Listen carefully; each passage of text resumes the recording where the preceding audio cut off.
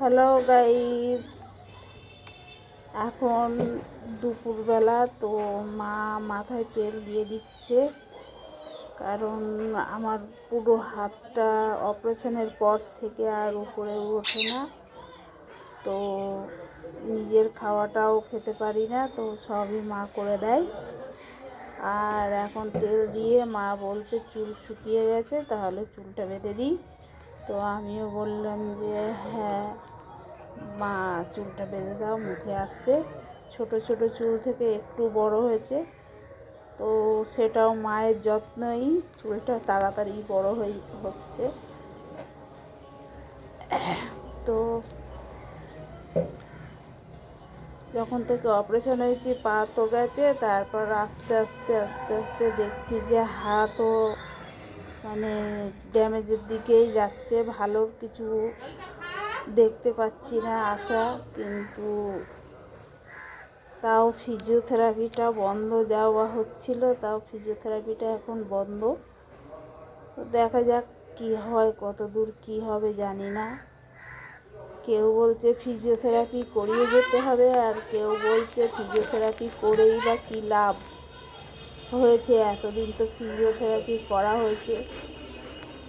তবু আমার মা যথেষ্ট বয়স হয়েছে, তা সত্ত্বেও আমার একটু হাতগুলো ব্যায়াম করিয়ে দেয়।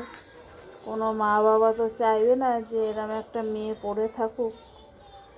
সবাই অনেকেই দেখেছি ফেসবুকে যে তাদেরও বাবারা, মা, এমনকি ঠাকুমা ব্যায়াম করিয়ে দিচ্ছে। তো আমারও সেটাই চলে বাড়িতে, যে যখন একটু টাইম পায় একটু দিয়ে দেয়। কিন্তু বয়সটা তো সবার হয়েছে, বাবারও হয়েছে, মায়েরও হয়েছে। আমার মাও খুব অসুস্থতাই থাকে, কিন্তু তবুও আমার জন্যে শোয়া বসা কিছুই হয়ে ওঠে না।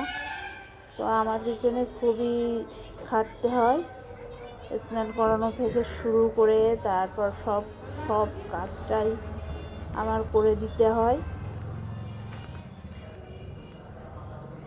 তো উপরওয়ালার মর্জি, যতদিন এরমভাবে চলা যায়। তো আমার মা বলে তুই একদিন না একদিন ঠিক হয়েই যাবি, একদিন না একদিন আল্লাহ আশার আলো দেখাবে। তো দেখা যাক কবে আর আশার আলো দেখব। আমার নিজেরই মন ভেঙে যায় সব সময় নিজেকে দেখে। তো ফোনে একটু টুকটাক ভিডিও ছাড়ি বসে বসেই, তো ভালো না লাগলে কি করব। মাও বলে যে বাড়ি বসে থেকে কি করবি, একটু ফোন টোন দেখ, মনটা ভালো থাকবে। তারপর ছোট ছোট বাচ্চা আছে আমাদের বাড়ি দাদাদের, তো ওদের নিয়ে একটু সময়টা কেটে যায়। তো আর বড় করলাম না, এই পর্যন্তই শেষ করলাম। সবাই ভালো থাকবেন, সবাই দোয়া করবেন যাতে তাড়াতাড়ি সুস্থ হতে পারি।